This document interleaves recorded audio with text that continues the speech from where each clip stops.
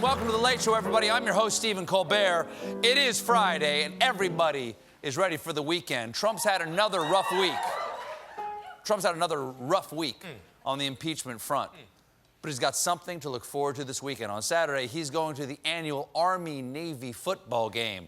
Now, this is one sporting event where Trump's got a pretty good chance of not getting booed.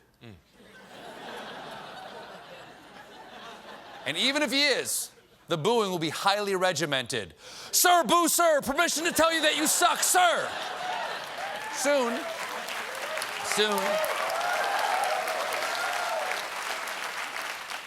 Soon, Trump could have a whole new military team to root for because this week, the House passed a bill to establish Space Force, which will be dedicated to handling threats in space. A lot of high-tech threats up there. I hear they've been making smaller and much more portable Yodas.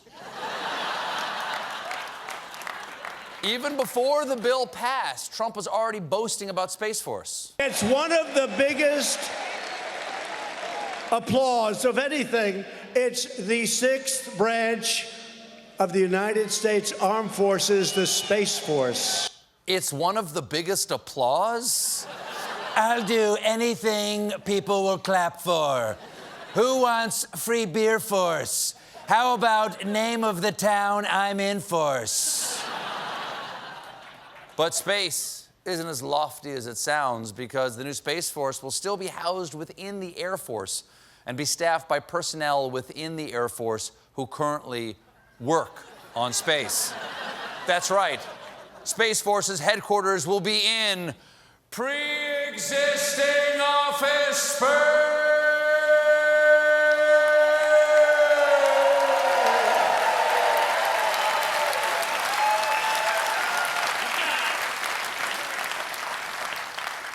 Now, the reason House Democrats gave Trump his Space Force is because the bill that established Space Force also contains their futuristic dream project, paid parental leave for federal workers. Now, that is great. Oh, hell yeah, that is really good. And you know what? I am not surprised Trump agreed to that. It makes sense. When things get parental, I always leave. But Trump's not getting just cool space toys this holiday season. He's also going to be doing some giving. This week, we learned he paid $2 million to 8 charities. That is a generous gift that came straight from the heart of the New York court system. Because Donald Trump only gave a dime to charity because he was ordered by a judge who found the president had illegally used funds from his supposed charity, the Donald J. Trump Foundation. This is an exciting modern twist. Yes, I agree. This is an exciting modern twist on the ending to A Christmas Carol. You boy, down there, what day is it? Why, it's the day you're legally compelled to give to charity, sir. I've got a subpoena for a Christmas goose. Darling boy, charming boy. In court, Donald Trump admitted to shocking misuse of his charity funds, including giving his own presidential campaign $2.8 million from a veterans fundraiser and spending $10,000 on a portrait of himself. It is so beautiful. It's like a mirror that doesn't know when I'm naked. This I like.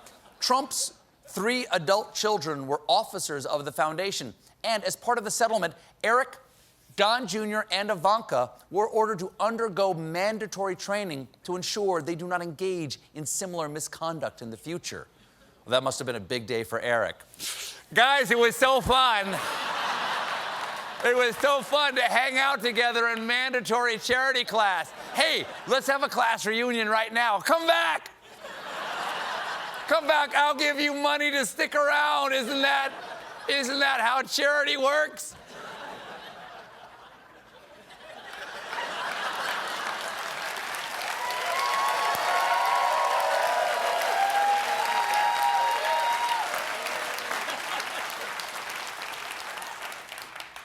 Love me. Mandatory charity training. Mandatory charity training. Mandatory charity training. His children had to go to mandatory charity training. What kind of test do you have to take at the end of that course? Question 1, charity is A, voluntary giving, B, the name of the lady Dad says never to tell Melania about. Now, I'm sorry, did I just break some news to you about his fidelity? Trump didn't get to choose which charities got his court-ordered donations, and you can tell because one of them is the United Negro College Fund. Yes, good for them. Give, give, give. An excellent charity. And we have a photocopy of Trump's check to them. What's on the memo line, Jim? Do I get to say it now?